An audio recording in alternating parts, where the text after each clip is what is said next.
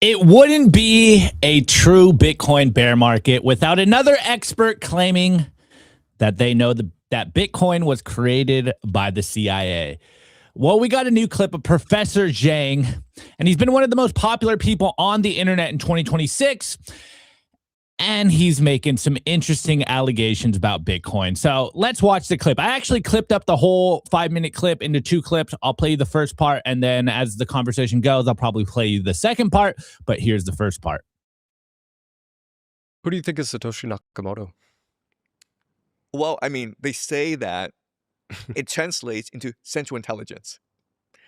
And the story makes no sense, right? Because why would you spend years, possibly decades, in your basement creating a new technology, the blockchain technology, and then just give it for free to the world? And right, that makes no sense. It does sound a little ridiculous. It sounds kind of ridiculous, right? So then you have to ask yourself 3 questions. First of all, is who would have the technology and the expertise to create something like the blockchain? Second of all, you have to ask who would benefit from this blockchain creation? And the third question you want to ask is, why would they keep it secret? Okay, and when you do game theory analysis, you look at all possibilities, you end up with the deep state, the American deep state. You end up with the CIA, okay? So the first question, who would have the expertise and the technology to create the blockchain? Probably the same people who created the internet. Probably the same people who created GPS, DARPA, NSA, CIA. Probably these guys, right? If they create the internet, blockchain, it's just more of an enclosed model of the internet, right? Where the internet is open, but the blockchain is actually closed up to certain members, but everything is transparent within the blockchain, right? So that's the first question. Second question is, who would benefit from blockchain? Well, the CIA, because of 2 things. One is surveillance, where they're able to monitor everything, right? It's almost like a Trojan horse if you were to use blockchain. Second is like the CIA, it does a lot of black ops. It is a government within a government, right? It is basically outside of all political control, but it needs a mechanism to finance its operations. It basically needs a money laundering operation, and blockchain is a great mechanism to finance a lot of its operations, especially drug trafficking. Okay. Third question is, why would they keep it secret? And the answer is only if people believe that this was transparent, open, and beyond authority, beyond political control, does it have value, right? So the moment people recognize that this is a CIA operation, people won't put their money into blockchain. People won't put their money into Bitcoin. They'll be like, I mean, why would I do that? You have to ask yourself this question: where are the blockchain servers located? Right? Because I imagine if you're able to control the hardware, you can also control the software. I don't care what they tell me about open source and all that. I want to know where the databases are, where the servers are, physically. All right, guys, look, I'm going to try to be nice here. All right, I'm going to try to be nice about it. But off rip, my initial reaction is just, this is midwit level analysis of Bitcoin. And for someone that calls himself a professor, you'd think he would at least research Bitcoin a little bit. This is like normie tier first level thinking on Bitcoin, in my opinion. You know, the first part, like Satoshi Nakamoto translates to intelligence. We've all heard that before. I think if you've been in Bitcoin for a long time, this is usually the initial floodlines that you hear. It's like, oh, it directly translates to central intelligence, and therefore that's why the CIA or NSA created Bitcoin. And you're like, okay, whatever, dude. Like, all right, cool. I don't know Japanese. I can't translate this, so I'll take your word for that. Now, I know a lot of people, before I go even further, are going to listen to my breakdown of this and probably say, oh, there wasn't that much depth in the rebuttal. But I would argue that there's not that much depth in the actual analysis here. Like this. If this stops you from buying Bitcoin, I really believe there's no help for you. Okay, that's my first takeaway. But before we even get into some of the stuff he was saying, maybe we should look into who Professor Jiang is. Quote, Professor Jiang. So I just went on his Wikipedia. I really don't know too much about Professor Jiang. All I do know is, and maybe this is why I'm going to be a little vindictive on this show, is one of my really good friends. He's a huge Professor Jiang guy, and he's been trying to have me watch Predictive History for months. He's like, go watch the 70 episodes of Professor Jiang. They're an hour each. I'm like, bro, there's no way I'm going to sit there and watch 70 hours of this guy. Like, you're tripping. Just give me like the TLDR. Just give me the short of this. And I just can't get into him, okay? I don't know what it was. Personally, again, maybe this is my bias, but I just can't really get into Professor Jiang. There was something about him that I didn't resonate with, okay?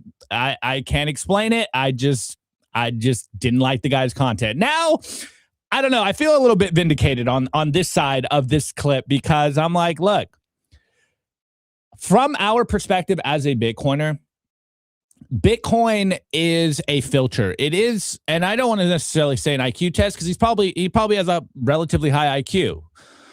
But as we always say, it is kind of an IQ test. If you look at Bitcoin and you come to these conclusions, then it really boils down to a couple of things. Either you haven't really looked into Bitcoin realistically, you haven't actually looked into Bitcoin with an open mind, and you kind of already made your mind about Bitcoin, and therefore this is where all these conclusions come from, or the harsher truth, maybe you're not as smart as you claim to be. That's usually how I view it. It's like, if I can understand it, you could say maybe you're dumb and that's why you fell for it, or it's just like, do a little bit of research, bro. So it really seems like he's done 10 minutes of research on this. But anyways, let's go in. So I'm over here on his Wikipedia.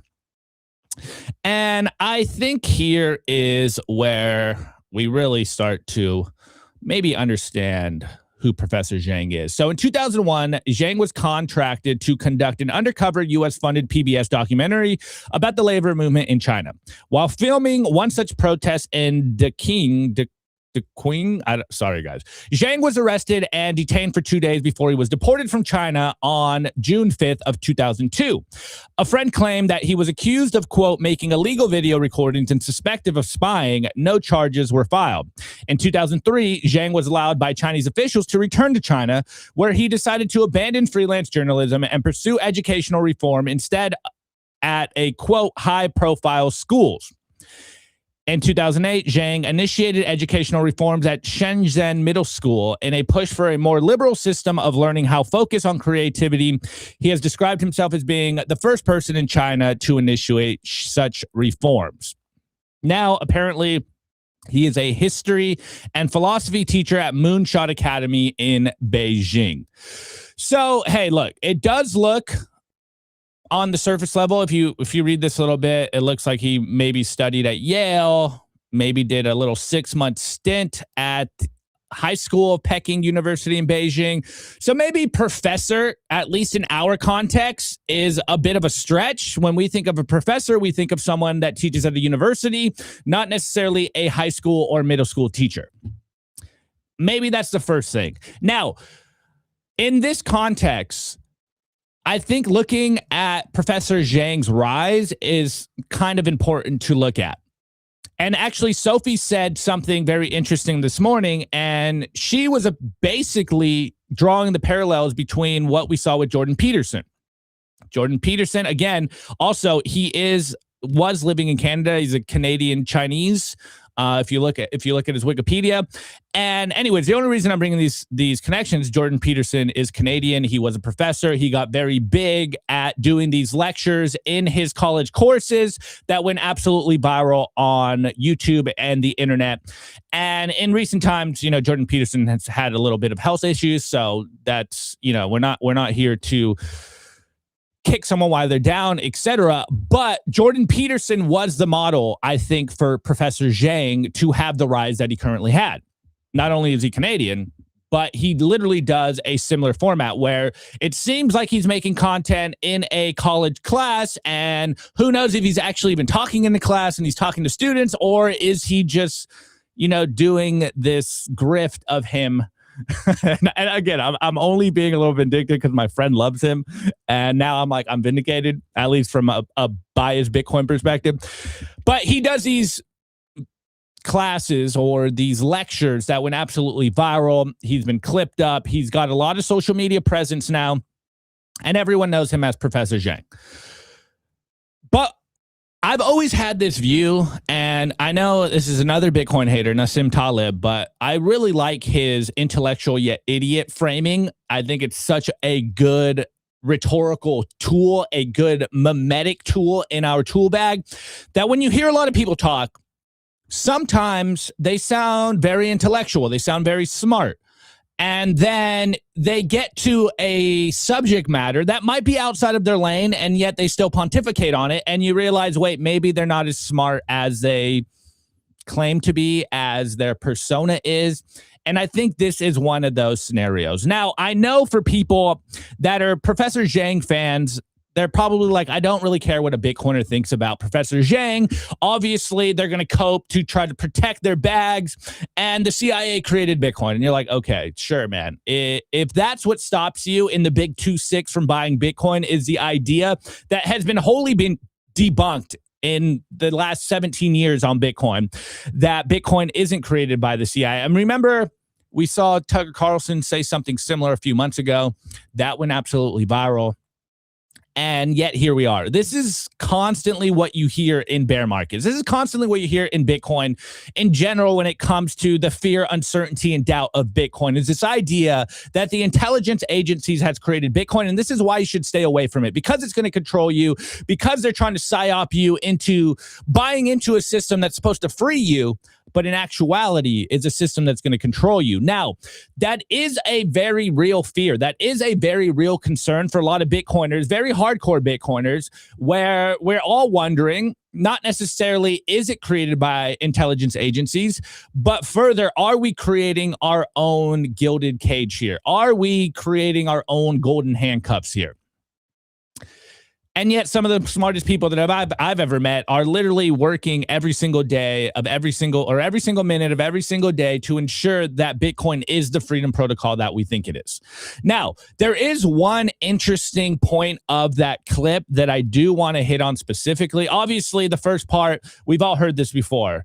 Who has the tools to actually create Bitcoin? Well, it's probably the same people that created the internet, and the internet came out of DARPA. So the intelligence agencies created the internet. And you're like, okay, cool. But like at a certain point, it grew out of that. And now we all use the internet. Are people out here seriously saying, hey, I'm not going to use the internet because the CIA created it?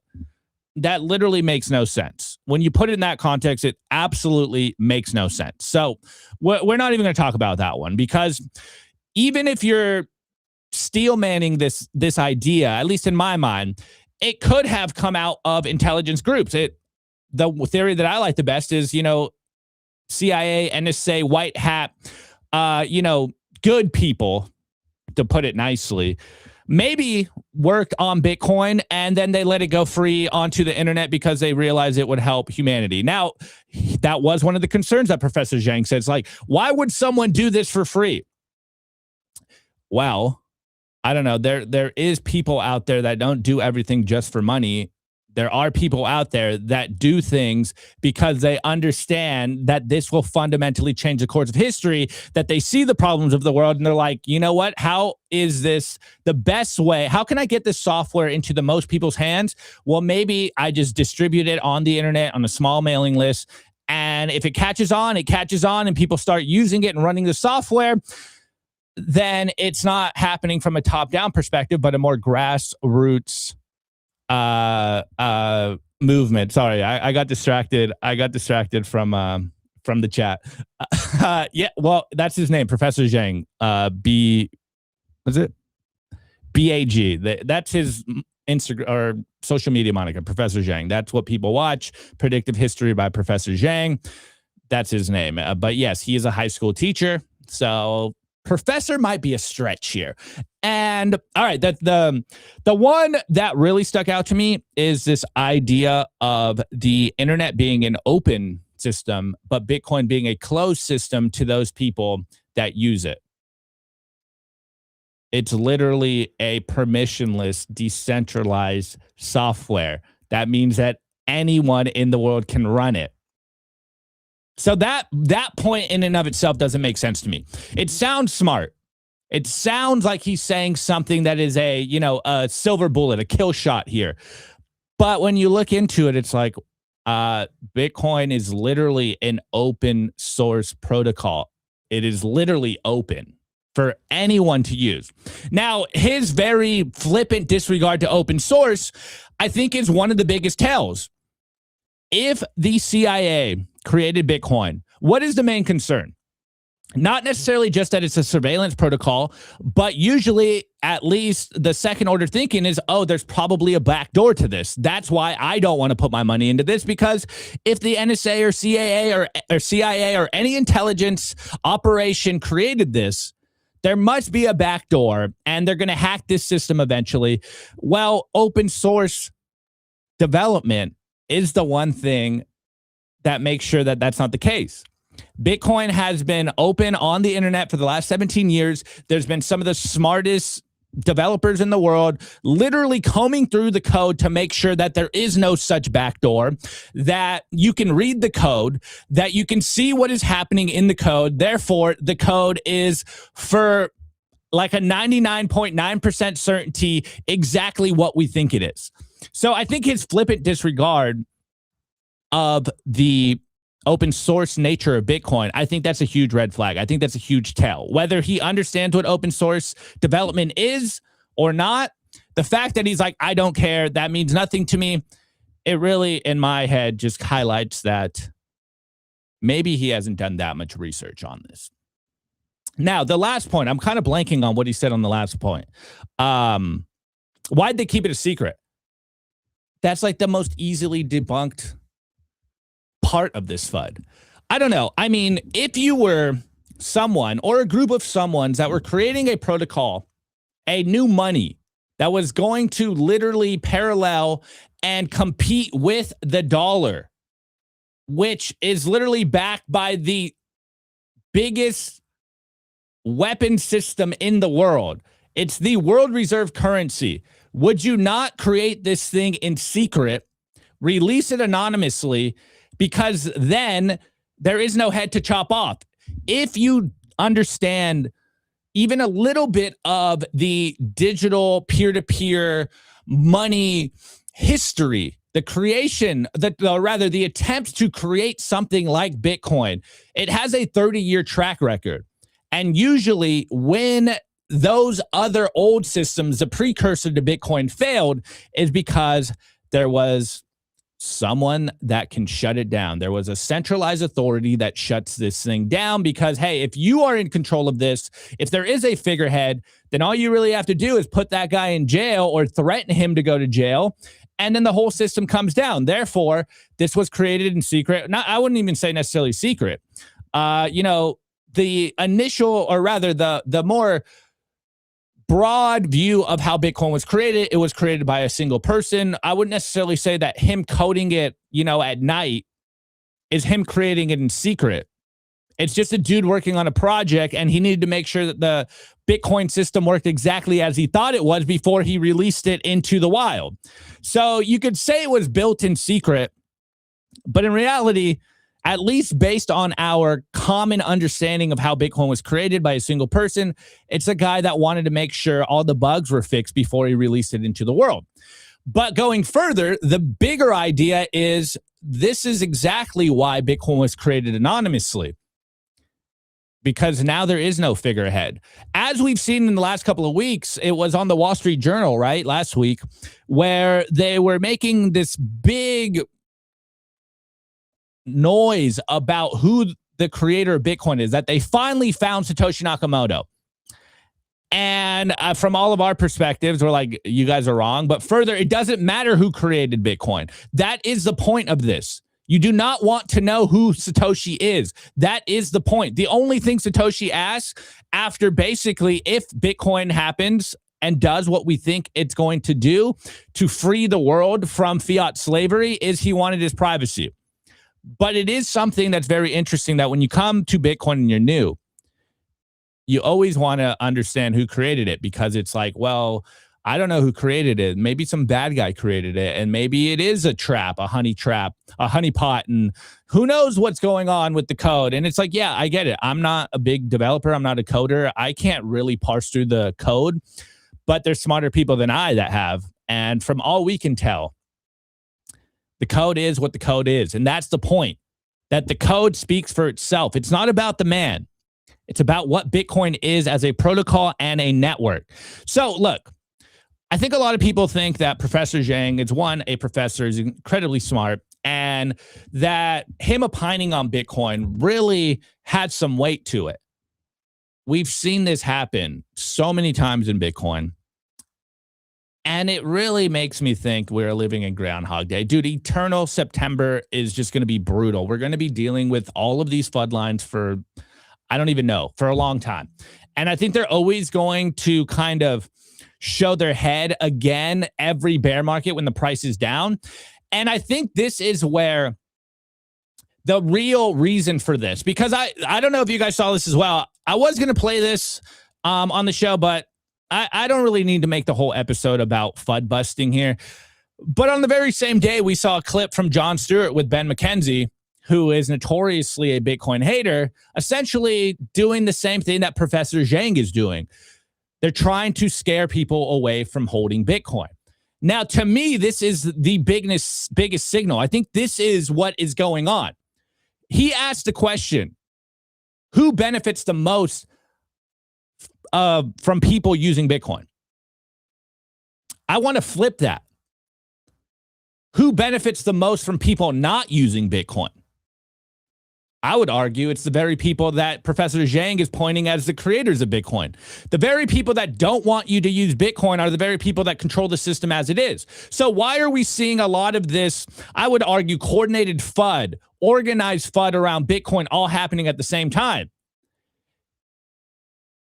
Dare I say the P word?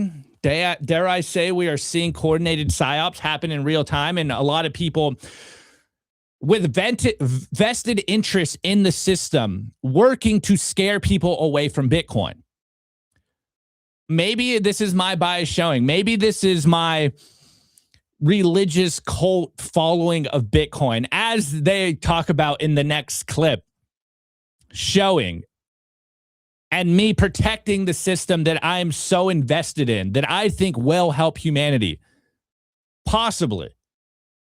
But we've been covering this idea for a long time on the show, that as we start to progress into the end of this decade, and as we start to see doubts in the fiat system grow, and further Bitcoin not only number go up, but adoption levels grow, we're going to see even more coordinated FUD attacks on Bitcoin, and we're going to see more people that are trusted, that have, you know, either long-term success in social media and entertainment, and maybe, you know, again, very suspicious rises on social media, come out and say, hey, don't touch this Bitcoin thing. We are starting to see that the psyops, the coordinated attacks on Bitcoin, the concerted efforts to push people away from Bitcoin start to accelerate. It's starting to grow. And I think this might be the biggest signal out of all of this. Again, this is a Bitcoin show. I am a Bitcoiner. I've committed my entire life to Bitcoin. But when I see multiple clips, and you know, I like Jack Neal. I like his podcast. You know, I don't really fault Jack Neal on this. Maybe he just thought this is going to be some good content. But when you see a lot of clips from different people come out around the same time, basically saying the very same thing, you start to ask yourself as a Bitcoiner, why are we seeing this coordinated effort to stop people from going into Bitcoin? Especially at the time, which I will cover a little later on the show, when we're seeing institutions start to allocate significant capital into Bitcoin. At the very time when we're at a bear market, retail has been completely washed out of the market. Institutions are trying to come in. We're starting to see even more social media campaigns to scare people away from Bitcoin. Those are the things that make me go, interesting. Okay, maybe it's not so much about the FUD lines around Bitcoin. Maybe it's a lot more about the timing of why this is happening. Now, again, I'm not necessarily saying that Professor Jiang is part of a coordinated PSYOP campaign to scare people away from Bitcoin. I'm just saying we're seeing a lot of coincidences here. We're seeing a lot of FUD against Bitcoin at the very time when people are not only looking to Bitcoin, are not only feeling a little better about investing Bitcoin, but institutions want to get into Bitcoin as well. Now, this doesn't necessarily mean that PSYOPs are all coordinated from the top, but what we do understand, if you understand anything about social media and how PSYOPs work, the vested interest in the legacy system does use, in Nassim Taleb's framing, intellectual yet idiots to push their narrative. I truly believe that the institutions right now, the Wall Street attack on Bitcoin is accelerating. Yes, they are bending the knee. Yes, they are trying to get as much Bitcoin as possible. They're also trying to scare away the normie, the average person, from buying Bitcoin because they understand what we understand. If you are not holding Bitcoin in self-custody, then he who owns the keys gets to do what they want with the Bitcoin. So this is where my brain is at when I watch these clips. This is where I'm starting to see, and maybe it's because I'm on this side of the camera. I am in the social media game. I am in the propaganda game. I am in the media game. And when you see stuff like this, you're always wondering, well, maybe not everyone, but I'm always wondering, I'm like, okay, what is the goal of this? As Professor Jiang asked a question in that clip, what is the goal of Bitcoin? Cool. Well, to me, I don't even have to ask that question. I'm so far down that when I see campaigns like this, I'm always asking, okay, what is the goal of these campaigns? Who benefits the most from people being scared to use Bitcoin? And it's the very system that Bitcoin is set up to defeat, to overcome. So maybe I'm seeing dots that aren't there. Maybe my tinfoil hat is on today. It's invisible, but it might be on. But that's what I'm thinking. And again, I do maybe have a slight bone to pick with him because my best friend is a huge Professor Jiang fan. And anytime he talks about Bitcoin, I send him clips. I'm like, yo, this is your boy. Like, come get your mans, bro. Like, how do you even watch this guy? But again, I'm a Bitcoiner. I make Bitcoin content. So that's where we're at. But let's play the second part of this clip. This one's a little shorter. It's a little, I'll just play it. It's interesting too that it's designed like a religion. Yeah. I'll tell something else, okay? Mark Zuckerberg. That's what I was going to ask about. Yeah. So Mark Zuckerberg had his conflict with the Winklevoss. The Winklevoss twins. Yeah. The Winklevoss twins, okay? And so the Winklevoss twins sued Mark Zuckerberg, claiming that Zuckerberg stole the idea for Facebook from them. Okay, and this went to court, and there was a settlement. I forget the amount. Okay, but then the Winklevoss twins took a sizable portion of the settlement and put it all in Bitcoin. Like, we're talking about millions of dollars into Bitcoin when it was like just a novelty. Why would people do that? They're the largest individual owners today, I believe. I don't know that, but I'm just saying, like, back then, when this was a novelty, when this was a niche thing, and these are not technologists, right? Why would they put millions and millions of dollars into this thing? That's really strange. It's really strange, guys. I don't know. Maybe they just understood what Bitcoin was going to do for the world and where it was going, and that number was going to go up. Even if they didn't understand the implications of Bitcoin and the world-changing effects that Bitcoin would have, maybe they just thought, hey, it'll be a good investment. Like, you see where these, how do I say it? You see where his analysis is going? Like, it sounds very smart. It sounds very interesting. It sounds like a deep insight. But in reality, it's like, bro, It's like my analysis here in regards to what he's saying. It's not that deep, bro. Like, it's really not that intellectual. The Winklevis understood Bitcoin before everyone else. Therefore, they had a lot of money from Zuckerberg. Therefore, they put into Bitcoin and they created one of the biggest exchange in Bitcoin. They moved on to a new venture from Facebook to Gemini. But the implication here is, oh, you know, Zuckerberg is part of the intelligence operation with Facebook. And someone that left Facebook now is in Bitcoin. Therefore, Bitcoin is a CIA operation. You see the logical leaps here? It's very rudimentary and surface level. But anyways, I mean, guys, maybe it's just because I've been around in Bitcoin for a good portion of my adult life now, that there is nothing new under the sun. They're constantly saying the same thing about Bitcoin. If the, quote, CIA FUD scares you away from Bitcoin, then as we always say, you will get Bitcoin at the price you deserve. Bitcoin is unstoppable. That's what it is. Oh, wait, one last thing. I forgot about this portion. I forgot about the portion where he's wondering who owns the servers. Yo, where are the servers, guys? Who owns the ASICs? Bros, where are the ASICs? We have found the silver bullet to prove that Bitcoin was created by the CIA. Who owns the ASICs? Who owns the servers? Does this guy not understand distributed computing? Does he not understand what decentralization is? Literally anyone that runs, anyone that buys, bro, the ASICs are in people's houses. They're in mining infrastructure around the world. Do I need to pull up the... All right, let's do this. Let's do the Luxor heat map. Wait, I think I have it over here. I don't know, bro. Like, you could literally search on the internet very quickly of who owns the servers, who owns the ASICs. Here we go. Here is who owns. Here's where the servers are. They're all around the world. They're literally at every corner of the world. Majority, well, I wouldn't say majority, but a good portion of it's in the US. There's some in Russia. There's some in China. It's literally basically on every continent in every country. That's where the servers are.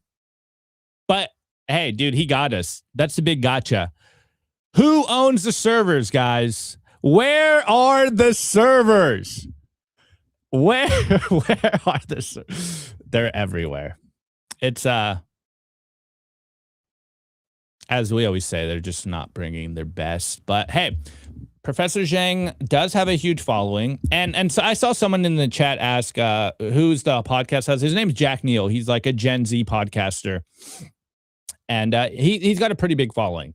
I think this video got about 400K views or something like that. So, you know, he's an up-and-coming social media guy. So it is interesting. Actually, one more point before I move on. Now that I think about that, it is very interesting. Professor Jiang went on Jack Neal's podcast, basically a Gen Z-centric podcast. And here he is basically scaring kids away from Bitcoin, scaring young kids, Gen Z kids away from the very thing that they're probably looking for, the very thing that's going to help them escape, quote, the matrix, as is very popular on the internet. Maybe I'm seeing things. Maybe this is a ridiculous video to debunk Professor Jiang, but this is some nefarious work. Whether he meant it or not, the road to hell is paved with good intentions, is all I'm going to say before I move on. But man, where are the servers? It's funny that that's the big gotcha. Where are the servers? Anyways, as I told you, in the culture, I'm going to, or sorry, in the news, we got a couple updates. It seems like the whales are coming back on the table, boys. It seems like accumulation is starting. and the smart money is buying Bitcoin. And in the numbers, we got an interesting clip coming out of Fox News, which is doing something very similar, kind of a PSYOP campaign-ish in regards to Bitcoin and Iran and the implications. So that's the break. Oh, and then I'm also going to get our boy Paul Tarantino, aka Bitcoin's Tom Cruise from ByteFederal on today very shortly. So that's today's show. I'll be right back. Today's episode is brought to you by Bitcoin Well Infinite. If you're a serious Bitcoin buyer, you've probably hit the same wall. Most platforms make you give up custody just to play by the rules. Bitcoin Well Infinite fixes that. They're North America's only publicly traded, non-custodial OTC desk listed on the TSX Venture Exchange, which means transparent operations and zero counterparty risk. You buy Bitcoin, you take immediate control, period. For trades over $50,000, you get a dedicated executive Bitcoin advisor, competitive spread starting at 1%, and immediate delivery straight to your own wallet. No custody risk, no withdrawal fees, just institutional grade execution with full asset control. If you want to buy Bitcoin the right way, book a free consultation at bitcoinwell.com/OTC or email infinite@bitcoinwell.com. I want to give a shout out to our partner, StampSeed. Is your Bitcoin in cold storage really secure? Are your seed phrases really secure? StampSeed's do-it-yourself kit has everything you'll need for you to hammer your seed words into commercial-grade titanium plates instead of just writing them down on paper. Paper is fragile. Titanium plates are strong. Your words are actually stamped into the titanium plate with this hammer and these letter stamping tools. Once the words are in, they aren't going anywhere. No risk of the plate breaking apart and pieces falling everywhere. Titanium stamp seeds will survive nearly triple the heat produced by a house fire. They're also crush-proof, waterproof, non-corrosive, and time-proof. And now you can customize your titanium seed plates. You can upload your design or logo and they will laser engrave it on the back of your seed plate, the opposite side of where the words are. Stamp your seed on StampSeed and use promo code SIMPLY to get 15% off anything on the stampseed.com store. All right, guys. Paul, good to have you, man. Popped in a little early, but it's all good. Join the show, man. How you been? I've been great. I've been great. How are you? I'm doing well, man. I'm doing well. All right, guys, let's get through the numbers. Here we are. The current Bitcoin price is $74,090. The discount from all-time high is 41.3%. The market cap is currently 1.48 trillion, and the block height is 945,361. So, as we've been covering on the show for a minute, you know, an interesting side effect of the war in Iran is that Bitcoin has gotten an almost surprising, you know, showcase of what it does and what it's capable of and why people would use Bitcoin. Well, we got a clip from Fox News here, and now they're talking about it. And there is a little, you know, similar nefarious tinge to this clip. But there is a positive side effect here, which we have covered. But I guess because it's coming from Fox News, we're going to play it because it's not about what they're actually saying so much as who they're saying it to. And I think, again, continue the theme from the first clip or the first segment of the show. That's a lot of the stuff that I notice when I see a lot of this, I don't know, social media coverage or rather media coverage on Bitcoin. It's who are they talking to and what are they saying? And I think that might be the most important part. But let me play the clip real quick and then me and Paul will talk about it. Second, they're said to be paid to Iran in Chinese yuan or crypto. The Bitcoin Policy Institute says bad actors are usually paying with stable coins and U.S. authorities are cutting them off. Watch. Stablecoins can't be confiscated, but they can be frozen. So if you're a stablecoin user who's working with the Iranian regime, your wallet can be identified if you don't practice good operational security, and Treasury can sanction you and make it so your stablecoins are moot. That runs in contrast to Bitcoin, where you can identify what illicit actors are using Bitcoin, but you can't freeze somebody's Bitcoin in the same way you can freeze somebody's stablecoin. And that is an unintended consequence. I do want to say that crypto is a lifeline for many of the Iranian people as they see the value of their currency get devalued. But it's also a way that bad actors do things, and we're noticing it. And as I said, cutting them off. Oh man, you love to see it. You love to see it. I'm sorry, buddy. I can't hear you. Can you hear me? Oh yeah, I got you. Can you hear me? No? I'm going to pop out, pop back in. Okay. All right, cool. All right, guys. Let's okay, what was the clip? Yeah. Bad people can use Bitcoin. And from as we've been covering, you know, the Strait of Hormuz. Let me see. Can you hear me now? Yeah, I'm good. Okay. All right, cool. Did you catch the clip? Did you catch the clip? Okay. I did. All right. So it was just me. It was just me having issues. As we covered, one of the big side effects or maybe unintended consequences of the Strait of Hormuz closing was this idea that boats that were going through, or oil tankers that were going to go through the Strait of Hormuz, were basically going to pay their fees in either a stable coin backed by the yuan or Bitcoin. And this was one of the things Bitcoiners have been talking about for a long time, that, hey, maybe there is a use case for a neutral money. Maybe enemies would want a politically neutral money. And then we saw that happen. Now, it's interesting in this clip because, again, who this clip is going to. I don't know anyone probably under the age of like 35 that watches Fox News. So this is going straight to the boomers. So you can see that, yes, they are talking about Bitcoin in a way where it is scaring people away from Bitcoin. It's like, hey, if you don't like Iran, if you don't like the US's enemies, then maybe you should stay away from Bitcoin. Though there was a nugget in there, which I think is probably the most interesting soundbite of this, which is it has been a lifeline for a lot of Iranians, which is probably one of the more interesting conversations amongst Bitcoin, where we always say Bitcoin is for enemies. It's like, look, you got to be okay with your worst enemy using Bitcoin. That is what it means to have a politically neutral money, a money that is censorship resistant, decentralized. As long as you opt into Bitcoin, you can use Bitcoin. Hell, when it comes to the dollar, there's people that the U.S. doesn't like that uses the dollar. That's just kind of how it works. Money is supposed to be a neutral thing that everyone uses. But you can see, and we have noticed a lot in Bitcoin, and further in the war between fiat and Bitcoin, that they do take this political angle on Bitcoin as money. It's like, well, bad people use Bitcoin. You probably don't want to use it. And it's like, well, literally the worst people in the world use the dollar. And we don't say you shouldn't use the dollar. It's just like, yeah, we take it for granted. That's our money.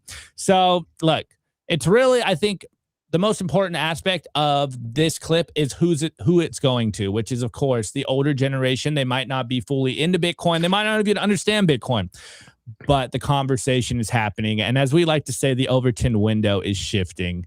Anyways, Paul, can you hear me? Am I ranting? I'm good. I'm good now. Okay.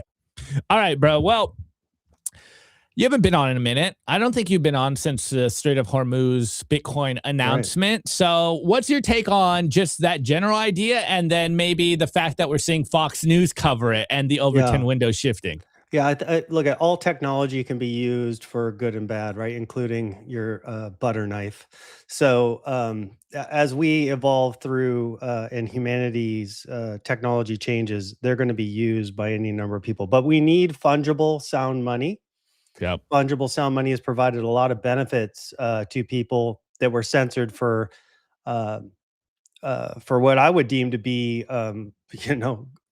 passive or fairly benign causes. The Canadian truckers was a great example, and their money was frozen and their bank accounts were closed. I mean, Bitcoin Policy Institute is correct in what they're saying, but unfortunately, that story, I've seen it changed around, right? Like I saw yesterday on X, Jon Stewart going through the same topic and like throwing a hissy fit because Bitcoin could be used by enemies. It can also be used by, good people trying to do good around the world, where enemies are sanctioning the delivery of resources, right? I mean, this is what Alex Gladstein's all about. So the bottom line is we need uncensorable money. And yeah, that's going to be delivered. That has already been delivered to the world. That cat's out of the bag. When Satoshi open sourced this protocol, there was no stopping it. So from this point forward, that's the new reality we live in.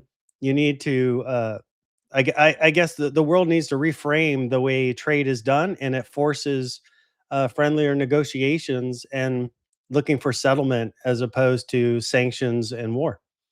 Yeah, 100%. And I actually did kind of brush over the Jon Stewart news in the first part of the show, but it really reminds me, rather what I was bringing up. Oh, we lost.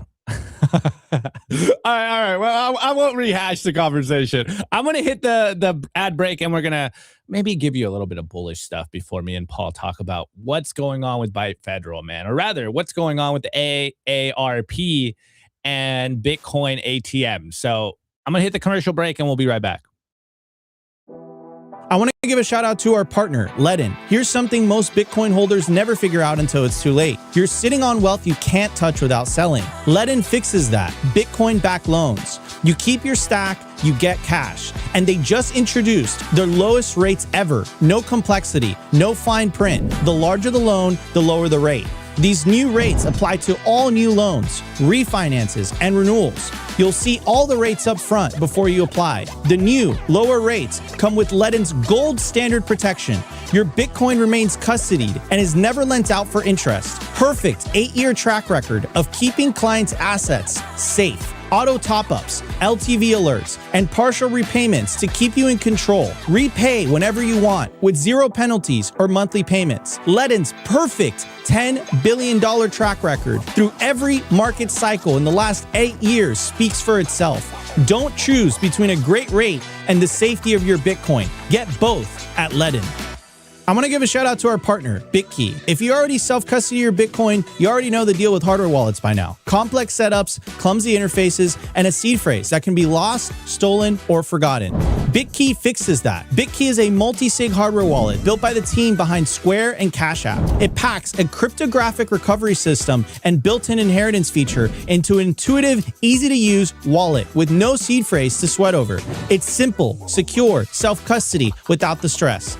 Time named BitKey one of the best inventions of 2024. Get 20% off at bitkey.world. That's BITKEY.world with the code SIMPLY.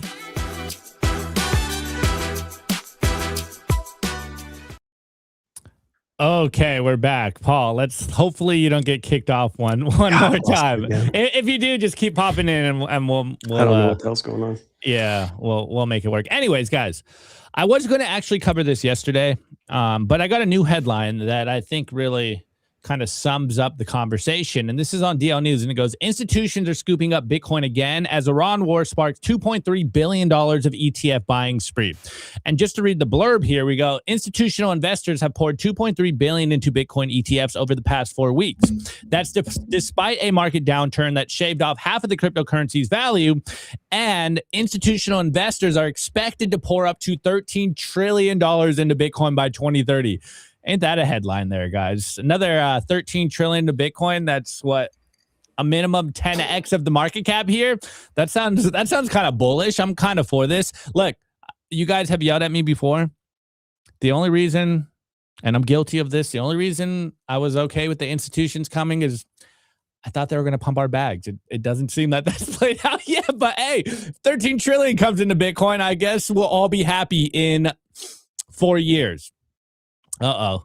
We're having troubles here. We're having troubles here with Paul. Yeah, sorry guys, my audio keeps dropping out, so it's all good. We'll figure it out. Okay, but check this out.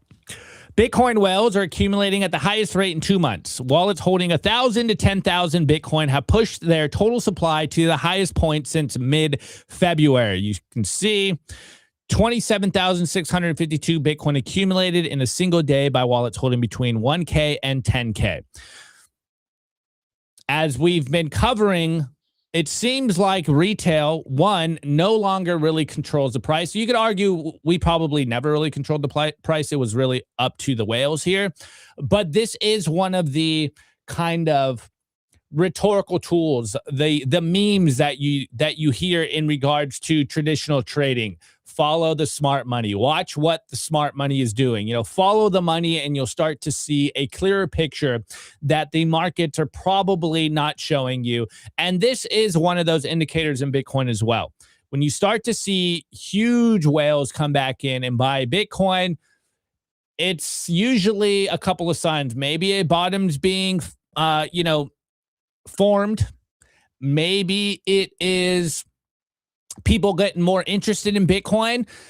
Maybe it's the next phase of accumulation. But again, we've also seen long-term holders are back to accumulating. It's been a little while, guys, since October 25, since long-term holders are back to accumulating. So we've seen months of distribution here in Bitcoin. Finally, we're starting to see the accumulations coming back. The buying is coming back, not just from the whales, but long-term holders here. And it's starting to turn positive again. Now, on that note, as we've been covering this week, probably the biggest news story of this week is what's going on with Stretch. What Saylor has created with Stretch is absolutely insane. Here is the updated numbers. We saw Monday, $1.2 billion of Bitcoin bought. Tuesday, $1.6 billion of Bitcoin bought. And then yesterday, we saw $500 million of Bitcoin bought. And then the not full, days of trading, we've seen 170 million. So total so far for Stretch, accumulating Bitcoin is 3.4 billion so far this week. It looks like he might get to 5 billion a week, as I told you guys in the beginning of the week. Last week, Saylor bought $1 billion of Bitcoin. This week, he's might get to 5 billion. If this amount of buying is just coming from Stretch, 5 billion a week, I want to say that we're probably not going to be seeing a bear market for that much longer. And on that note, we also saw BlackRock buy $500 million of Bitcoin in the past 48 hours. They now hold $59.31 billion of Bitcoin. And this does bring in the interesting conversation in regards to, can Strategy or Michael Saylor surpass BlackRock's IBIT holdings? Well, it looks like BlackRock isn't going down without a fight, or at least, they're trying to incentivize that more people buy Bitcoin.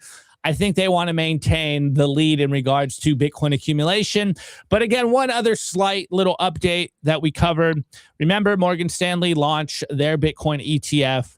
Well, Morgan Stanley has pulled in over $100 million into the MSBT Morgan Stanley Bitcoin Trust ETF in its first week, again, marking the firm's most successful ETF launch ever to date. Oh, wait, is this? Let me see. Looks black on my screen. Is this not showing up? Wow, dude. Hold on, guys.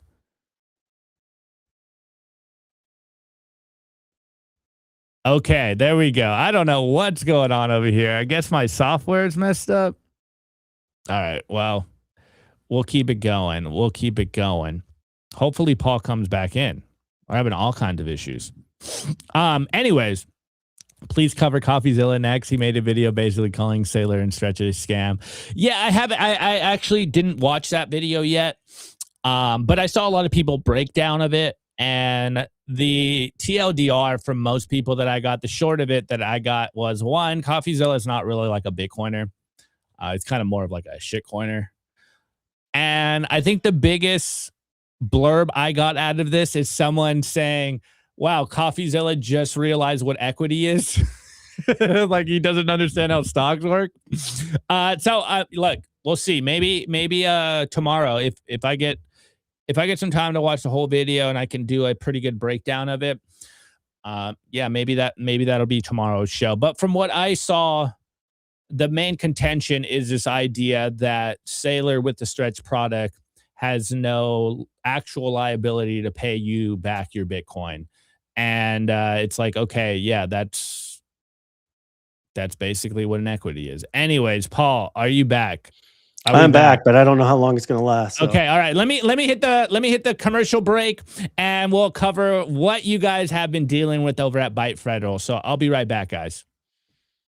I want to give a shout out to our partner, HIVE Digital Technologies. Fueled by clean energy, HIVE has quadrupled its global Bitcoin mining footprint and channels that same scale into high performance compute, where their AI cloud is now ranked #1 in the world for network performance. At HIVE, you've got dual engines, Bitcoin and AI humming, roaring, accelerating in unison. They're lean and mean, they're green and clean, and they're rewriting the playbook on sustainable digital infrastructure. You can catch the latest buzz at Hive Digital Tech or at hivedigitaltech.com. I want to give a shout out to our partner, sat123.com. Sovereignty isn't just about your money, it's about your communications too. When the grid goes down, most people go dark. Cell towers fail in hurricanes, cyber attacks, and blackouts. But satellite phones, they don't rely on local infrastructure. Iridium has 77 satellites in orbit, giving you a direct line anywhere in the US, even offshore. If you hold your own Bitcoin keys, you should hold your own comms too. Sat123.com also has everything you need to start building your Bitcoin citadel. Starlink, battery backups, Faraday bags to protect your hardware wallets, and much, much more. It's a one-stop shop for anyone serious about resilience and off-grid independence. Stay connected, stay independent, stay sovereign. Go to sat123.com/simply today and use promo code SIMPLY to get 15% off anything on the store.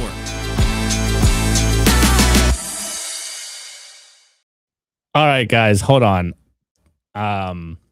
Paul just dropped off, but I'm like, dude, I'm having the let me see if I can even bring Paul in. Okay, Paul, look, I'm having issues too. All right, just let me see if I can just rip it. Go rip it. He can't hear me. And I can't message him, guys. Dude. Guys, my streaming software is like completely frozen right now. So let me see. Let's see. Paul, can you hear me? Yeah, it's only lasting like 30 seconds. All right. So just rip it. Just rip what you came to say, and we'll see what happens. 10-4. Look at the Bitcoin ATM industry, which includes us, is under attack. I know there's a lot of people in Bitcoin that don't really understand the use case behind ATMs. And what people in this industry need to realize is that the ATM is essentially the last bastion of peer-to-peer transactions in a non-custodial fashion. At ByteFederal, we take all of our Bitcoin into inventory and we directly transact with individuals to their self-custodial wallets. People misunderstand the industry because they see the high fee. They don't understand that this industry needs that high fee to survive. We have an extreme amount of costs associated with building, manufacturing, operating the ATMs, maintaining the ATMs, collecting the cash with Garda, Brinks, and Loomis, paying hosts rent, and then having that cash go through an intermediary, which verifies all the KYC, AML that's done on those dollars before it goes back into the banking system. We support the and underbanked, about 30 million American families that are acquiring Bitcoin. And for the first time in human history, these individuals have access to an asset that's growing at 40 to 50% CAGR. And if they didn't have, when you're under or unbanked, you don't have access to investments at all. This is what got us all excited about Bitcoin from the very beginning, that it was going to front run Wall Street and it was going to lift humanity and that it was going to build wealth for people that never had that capability in the past. Bitcoin ATMs support that. At ByteFederal, we do everything we can to protect our customers. So full bank compliance. And we go a step further in that we actually call every user who's over 60 years old. We review scams that we know of with them. We verify that it's going to their own wallet.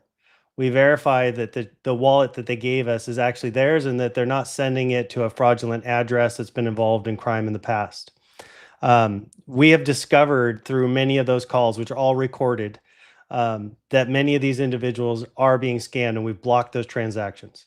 So that's going above and beyond any legal requirement in order to make a safe and secure way for our customers to transact. In fact, we just ran data looking back since looking back from when Bitcoin was about $65,000, and over 80% of our customers are in profit because of Bitcoin, not because of anything we do. The average transaction size is under $500, and about 80% of those people are buying between 3 and 50 times. So these are dollar cost averagers that are coming in and buying Bitcoin on the regular. So they're long-term savers, and we're changing the lives of the unbanked every day. So we hope you'll join us in this fight to educate the legislators about the way Bitcoin works, the value of Bitcoin ATMs for those individuals. And you can visit us at ByteFederalFraudPrevention.com or ByteFederal.com fraud prevention. You can see all the research we've done on this topic, the whole architecture of a scam and what we do to prevent them. And there's 3 documents there you can download that give you all the source material that we use to do this research. And you can go check it out for yourself and share it with individuals, share it with legislators, share it with people that are spreading misinformation just because they don't understand the way the blockchain works and the benefit of Bitcoin for humanity. So thank you. Love it, Paul. Hey, can you hear me? Yeah, I got you. Okay. Someone asked a question in here, Absolutely. and it's Dr. Daniel Howe, and he goes, under attack how? So Sure. what exactly is going on so that Sure. the people understand, how we are as an industry being attacked right now? Okay, yeah. Well, I'll tackle that on 2 fronts. One, there are Indiana's already banned Bitcoin ATMs completely. Tennessee, Minnesota, New Jersey, Massachusetts are in the process. They all have legislation on the docket to ban them that they're voting on shortly. Other states have implemented a fee cap of 3%, which makes it impossible for us to operate, right? When we charge that 20% fee, at the end of the day, net, our incomes are running between 1.5% and 3%, and that can be verified by looking at Bitcoin Depot's financials. They're publicly traded. Other things are they're passing legislation that would require full refunds. And as we all know, Bitcoin cannot be returned, right? A refund is when you return the product. You go to Lowe's, you say, hey, this doorknob didn't work. You give the doorknob back, you get your money back. In this case, if somebody's been fooled and scammed out of Bitcoin, we're supposed to return the full fee plus the Bitcoin. So we're expanding the loss into in our industry, who's doing everything we can to prevent the transactions from happening in the first place. In regards to the bigger, broader spectrum of this, Bitcoin is meant to be self-custodied. If we've got 30-day, 60-day, 90-day holds on the Bitcoin because that's the refund period, we're not going to be able to do self-custody. We're going to start looking a lot more like an exchange where we're holding your funds until which time everything is cleared. Bitcoin is supposed to be unsensible, unstoppable, and we want to deliver that Bitcoin right to the customer's wallet when they request it. Cash for Bitcoin is at the core of a peer-to-peer transaction. And we took the place of that individual that you would meet at the coffee shop and became a trusted corporate entity with an inventory of Bitcoin that could sell it directly to you in a peer-to-peer fashion. And we want to keep that culture alive in Bitcoin. And we want to provide these people with access that don't have access in any other means. Love it, man. Well, actually, I don't love it. That sounds horrible. And I know we talked about this in the wait. Am I here? Can you hear me, Paul?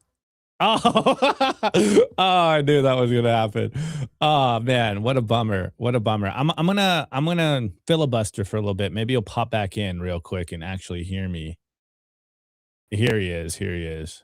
Yeah, I can hear you again. Sorry. Okay. I know we talked about, and yeah, very quickly. I won't ramble too long. We did talk about this last time you were on the show about 2 months ago, and we were talking about how a lot of people don't understand that there's still coordinated attacks on Bitcoin. So, very direct. Dude, what is going on? My software is so cooked today. Are we back? Yeah, I'm back. Sorry, guys. Okay. Very bluntly, is this a coordinated attack on Bitcoin to slow Bitcoin adoption? So, I lost you at the end of the question. You can hear me though. So look at the attack is misinformation because basically, to sum it up, they're saying the Bitcoin ATM operators are the scammers. When you look at the architecture of these scams, it's starting with the telecom and voice over IP providers who are doing very little or no due diligence on the people they're supplying phone numbers to, and they're doing no monitoring of the content of the call. So 52.5 billion robocalls last year in the United States, about 14.5 billion in fraud due to those calls, and about 247 million of that ending up at the Bitcoin ATM industry. What people understand is that it starts with that wide open door at the telecom. It goes then to the bank where that individual is instructed to withdraw cash, then ends up at the Bitcoin ATM. When you get to that Bitcoin ATM, we have 2 stickers in the front of our ATM describing fraud, warning about fraud, telling people to stop doing a transaction if anyone sent them there. Our customer support line is there. Then once you get into the ATM, we're scanning your ID, we're getting all your data. You're telling us where you want that wallet sent. We're going to double check and make sure that wallet hasn't been involved in fraud in the past. And we have all our terms of service and fraud disclosures on the window, and we move the buttons around. So you can't be coached as to where the correct answer is on that screen. After that, if you're over 60 years old, you're going to get a live phone call while you're standing in front of the ATM.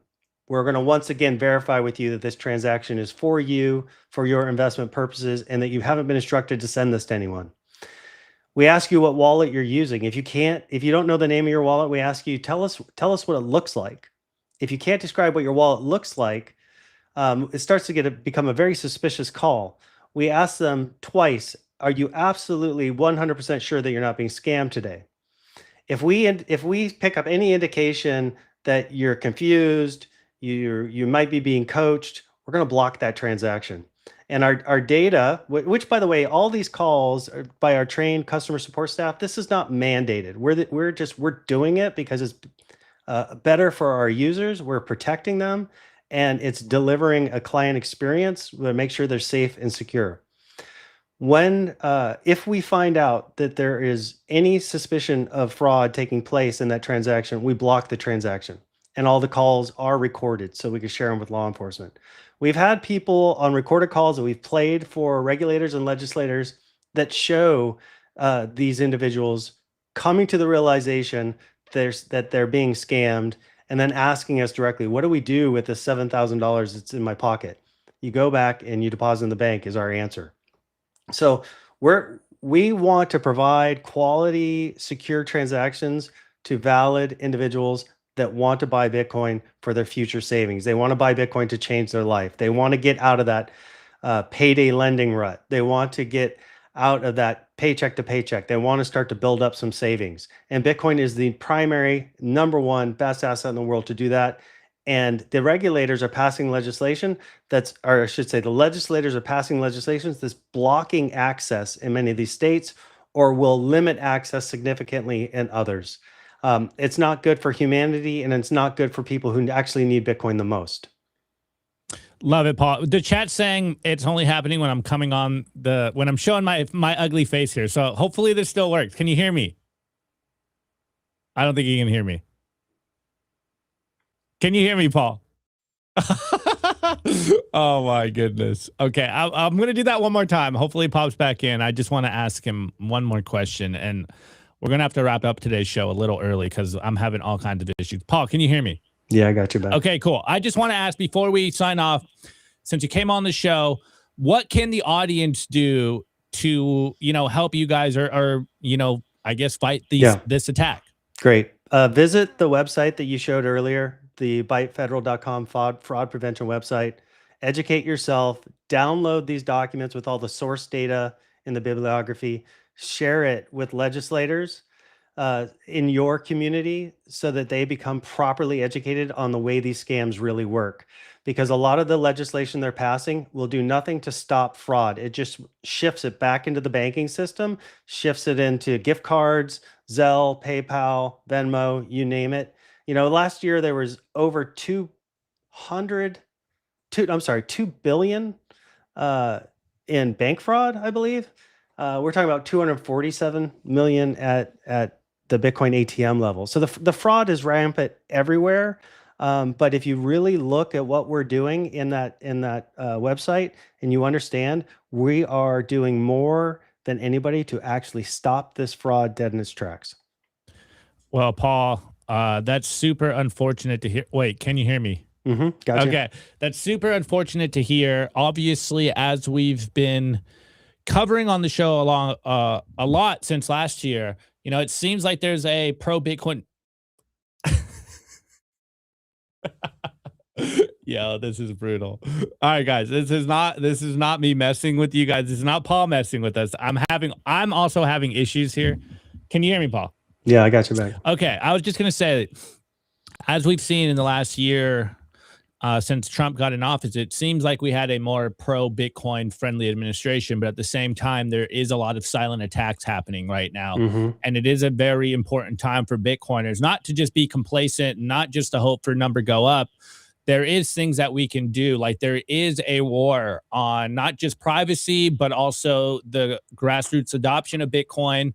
And there is a lot of choke points going on. It might not be choke point 2.0, but there seems to be... Dude, there's a choke point on my streaming software today. Oh man. All right, one more time. All right, Paul, can you hear me? I'm gonna just give you the floor. Let's do the final message to the audience, and we'll just wrap up because this is brutal. I don't know what's going on right now. All right, so final message, guys. This is important for the whole Bitcoin community. We have to understand that if they chop off the Bitcoin ATM industry, they've chopped off a whole leg to our network, and it's a leg that feeds Bitcoin to some of the people that need it most. You know, if you're living in the cash economy, you don't have a bank account, you're not shopping on Amazon. You're not opening up a trading account at Fidelity, BlackRock, etc. But when you can go to a Bitcoin ATM, buy Bitcoin, and then go to BitRefill and get an Amazon gift card, now you have access to the digital economy. And this is a lifeline for people that otherwise are left out from what we all take for granted every single day. I was just talking to Alex Stancic, and he told me a story about a guy who was actually homeless, had a child with another homeless woman, and they were feeding Bitcoin into very small transactions, and over time it changed their lives. This stuff, as you know, all of us who've been in it for some time, we know how powerful it is. And I do believe that these legislators want to stop the fraud. I just think they're misinformed, and they need to understand why some of the legislation they're passing is not going to have the positive impact they hope it will. And at the end of the day, we hope that ByteFederal can be the standard. We hope that our fraud prevention techniques can stand out, that the rest of the industry will adopt them, and that the financial infrastructure that we're building here in the United States around crypto will understand that this is a valuable tool for the most needy in the economy. Let's go. All right. Well, Paul, again, if you can hear me, I want to apologize for the streaming software technical issues, but thank you so much for coming on. I really hope that we can, get over this hump. Oh, man. All right, guys. I'm going to wrap up today's show. I'll see you tomorrow. Hopefully our technical issues are solved. Wish me the best, guys. I'll see you. Have a good rest of your day.